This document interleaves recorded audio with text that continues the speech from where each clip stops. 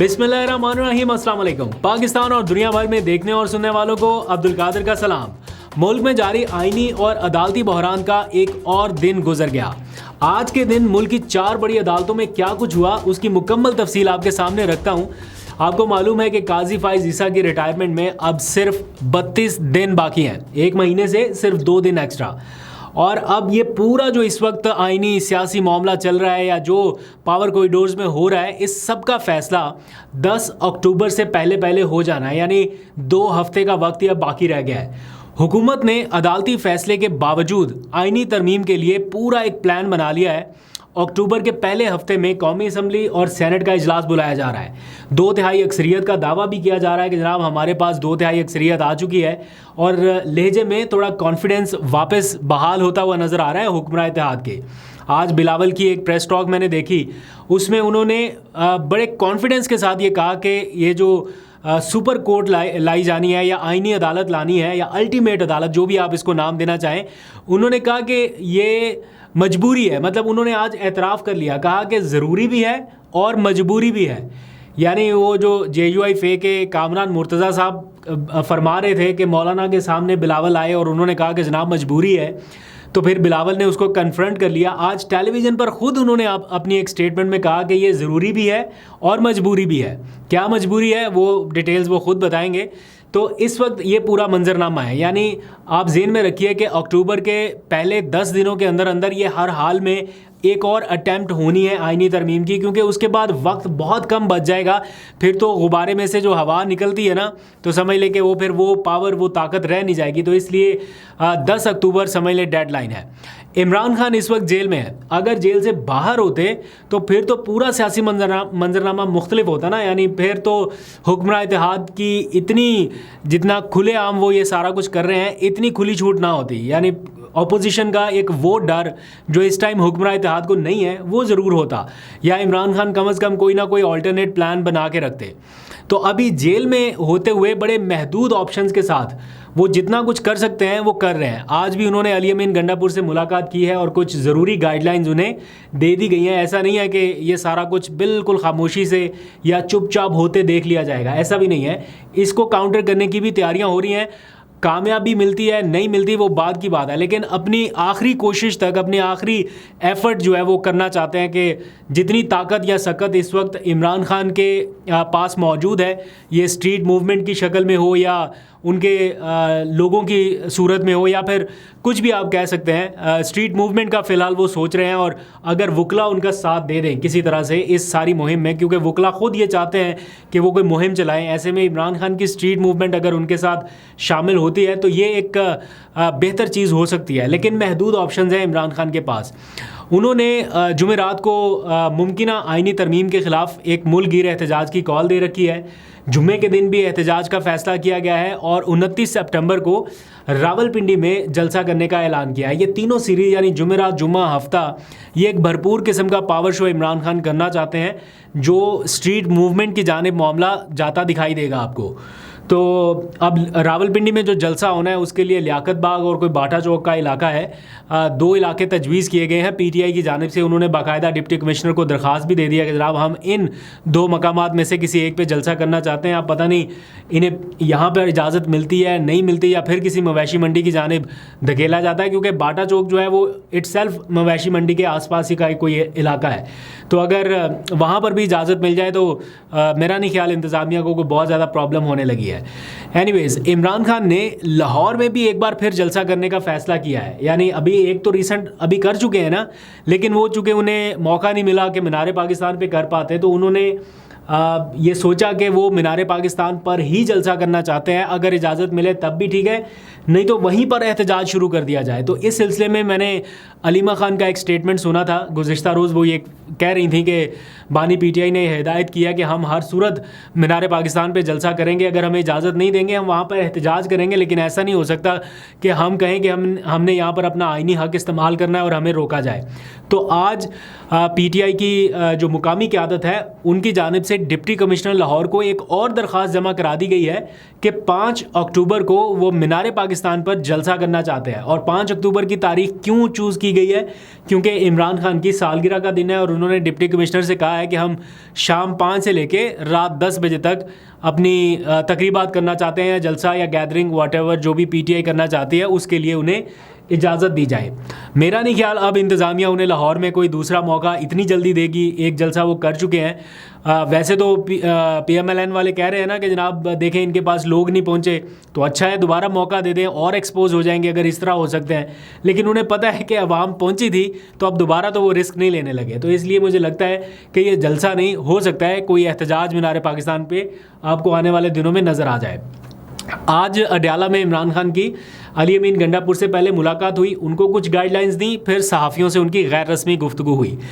इस गैर रस्मी गुफ्तगू में वैसे तो उन्होंने काफ़ी तवील बातें की हैं, लेकिन उसका जो लुब्बे लुबाब है वो ये कि इमरान खान ये कहते हैं कि सुप्रीम कोर्ट के मखसूस नशिस्तों से मुतालिक फ़ैसले से अब सब कुछ वाज़े हो गया कि कौन उस पर अमल करना चाहता है, कौन नहीं करना चाहता। अगर PTI के ख़िलाफ़ फ़ैसला हो तो फौरी अमल दरामद हो जाता है, अगर PTI के हक़ में हो तो किसी फ़ैसले पर अमल दरामद नहीं होता, उसके लिए फिर बहाने ढूंढे जाते हैं।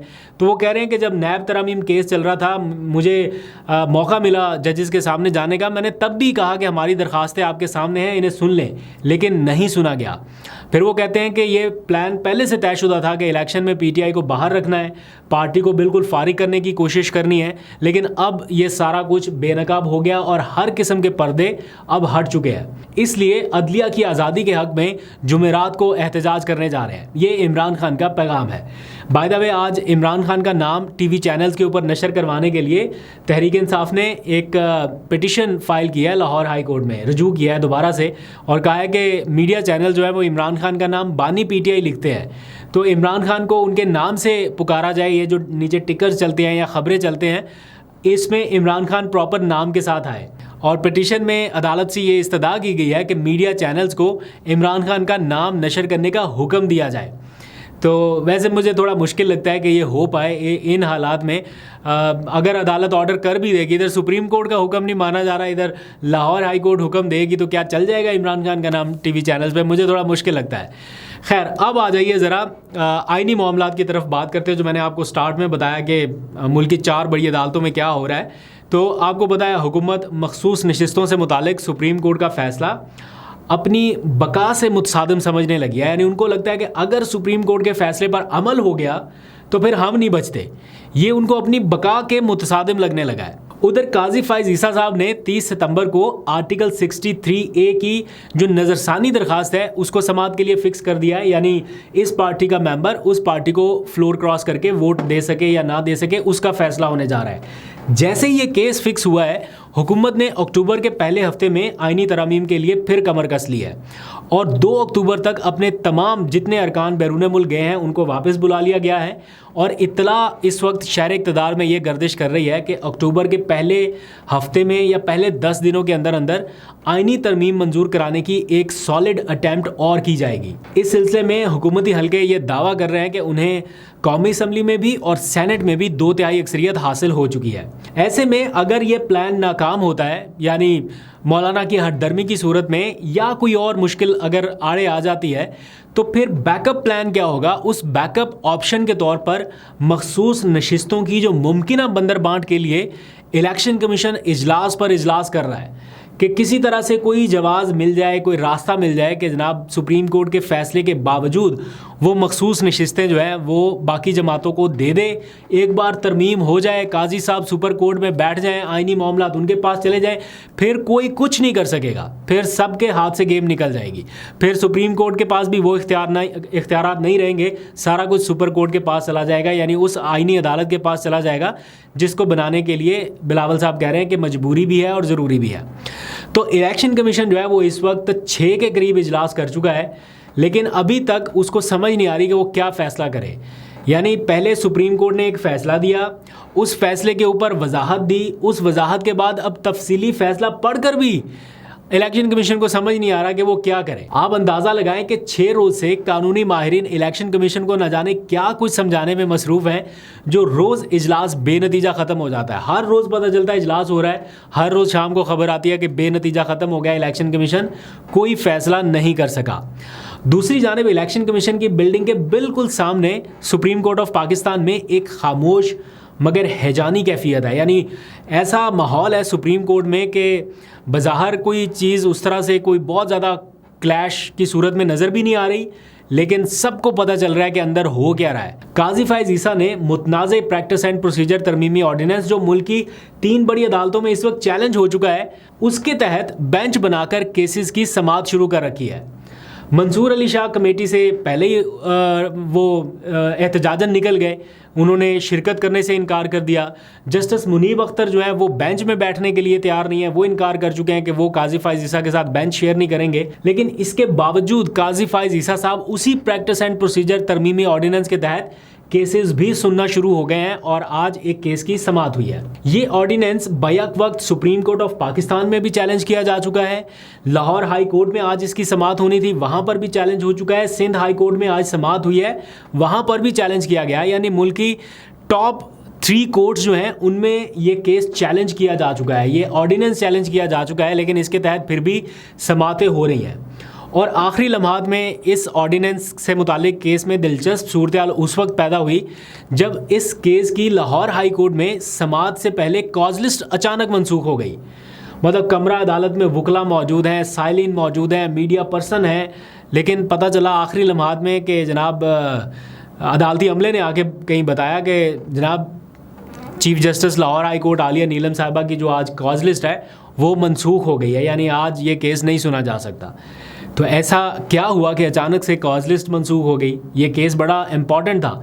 सिंध हाई कोर्ट में इसकी कोई समाअत हुई है, कोई डिसीजन अभी तक नहीं आ सका, क्योंकि अब सुप्रीम कोर्ट में ये मामला ऑलरेडी चैलेंज भी है, लेकिन काजी फायज ईसा साहब जो हैं वो इसके तहत केसेस भी सुन रहे हैं, बेंच भी बना रहे हैं। दूसरी जानिब काजी फायज ईसा इस मामले पर ना सिर्फ खामोश हैं बल्कि केसेस सुन रहे हैं।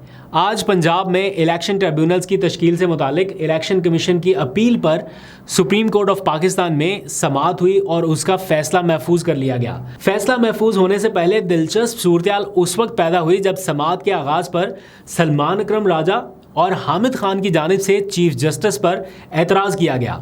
ये फैसला महफूज होने से पहले दिलचस्प सूरत उस वक्त पैदा हुई जब समाअत के आगाज़ पर सलमान अकरम राजा और हामिद खान की जानिब से चीफ जस्टिस पर एतराज़ किया गया।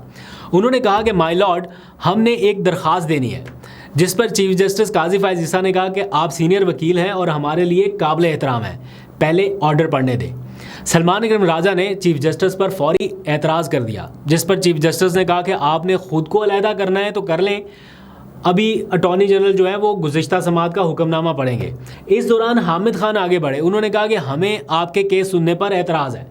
चीफ जस्टिस ने कहा कि बराए मेहरबानी आप अपनी नशिस्त पर बैठे रहें, आपको हम बाद में सुनेंगे। और यूँ इस तरह उन्होंने हामिद खान का वो एतराज़ भी सुना अनसुना कर दिया, जिसके जवाब में एहतजाजन हामिद खान जो है वो अदालत से बाहर चले गए और फिर बाहर जाके उन्होंने पूरी रुदात मीडिया को सुनाई कि हमने अदम एतमाद का इजहार किया लेकिन हमारी नहीं सुनी गई। अब आ जाइए ज़रा चौथी अदालत की तरफ, यानी इस्लामाबाद हाई कोर्ट का मैंने जिक्र करना है, क्योंकि आज बानी PTI के मिलिट्री ट्रायल से मुतालिक केस की समाअत हुई है। जस्टिस मियां गुल हसन औरंगज़ेब ने आज समाअत की और इस मौके पर PTI के वकला जो मौजूद थे, जिन्हें यह खदशा था कि इमरान खान का मिलिट्री ट्रायल हो सकता है, तो जस्टिस मियां गुल हसन औरंगज़ेब ने हुकूमत से जवाब तलब किया था।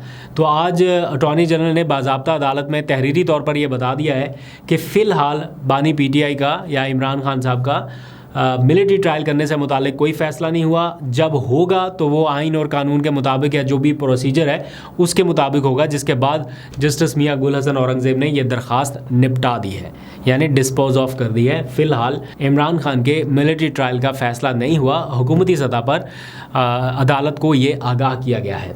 ख़बरें और भी बहुत सारी हैं, अभी तक के लिए इतना ही। अपना बहुत सा ख्याल रखिए। अल्लाह हाफ़िज़।